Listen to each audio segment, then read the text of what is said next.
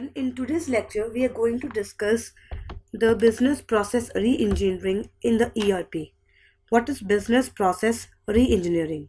So first of all, we will discuss what is business process. Okay. So as its name is indicating, it is a process that is involved in the business of an organization. A business process can be defined as a series of activities. That means all the activities involved in a particular organization are called as business process. So a business process can be defined as a series of activity. That means number of activities are there that are linked together to convert inputs into a product. That means number of inputs are taken from the people that are working entirely in the business process. Okay, so what business process is? It is a series of activities that are linked with each other to convert the inputs into a product or a specific output. Business process involve coordinated activities. That means in this activities are coordinated to perform a single task. So here business process involve coordinated activity that serve a useful purpose and comprise of. That means business process consists of people, procedures and technology they follow, and the infrastructure that is required to achieve that activity. Some process constitute a firm's core operation. That means some processes that are involved in a business, they constitute a firm.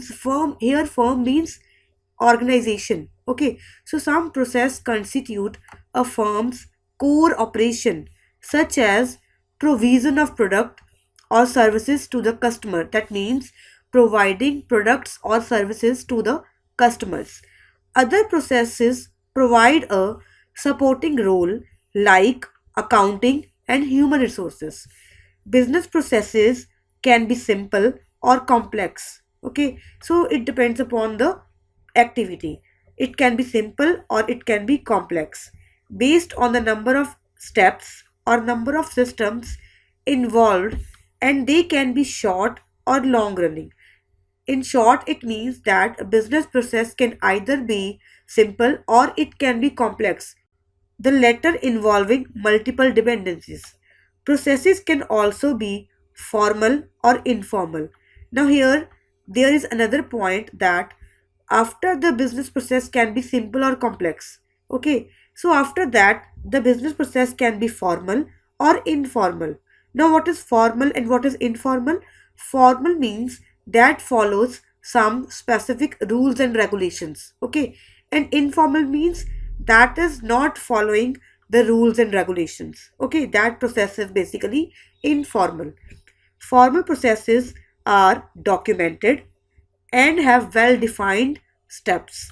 For example, a company might have documented processes. Okay, want to take some loan from the bank. Okay, so there is a specific procedure, specific protocol that is to be followed to take loan from the bank. Okay, so that is basically the formal process. Okay, that step by step procedure that you will follow to take loan from the bank is basically called as formal process. Okay, so it is documented process for granting credit to the customer or sourcing product.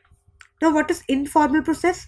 Suppose your friend is working in the bank, okay, and you want to take loan from that bank. Okay, in that case, might you have not to follow the step by step procedure to take loan from the bank. Okay, your friend will help you to take loan from the bank without following the set of protocols. Okay, so that is basically informal process. They are those that have been developed organically by employees and may not be written down. That means they are not documented. Now, what are the advantages of formal processes? Okay, so first advantage will be there will be no chance of any mistake, so employees can get work accomplished. Now here accomplished means complete. Okay, employees can get their work completed faster by following the formal process. Okay, because in formal process there is set of rules to be followed. Okay, so whenever employees follow that rules and procedure accomplished faster, allowing managers to spend less time supervising. Processes can also improve the consistency of a product and service delivery. Additionally, formal processes are important. Okay, so now why formal processes are important? Because when there are legal or financial reasons, then formal processes have to be followed. Okay, so due to legal or financial reason, you have to follow the protocols of your organization. Finally, formal processes lead to accountability. Now what is accountability? Accountability means whenever you do anything according to the protocols of the organization, that will be noticeable. Okay, that will be accountable. If there are no rules, no one is held accountable, since there is no right or wrong way to do something. Okay, if you don't follow the formal process while doing anything, okay, then there will be no record of that. Okay, so nobody can say that which way is right and which way is wrong to do a particular thing. Okay, so without formal documented processes, inconsistencies can take place. Okay, there may be the chances of errors. Okay, so they led to negative outcome for the organization and the customer. Okay, if you don't follow the documented processes of an organization to do something, okay, so it will negatively impact the status of the organization as well as customer. Okay, so you must follow the formal processes.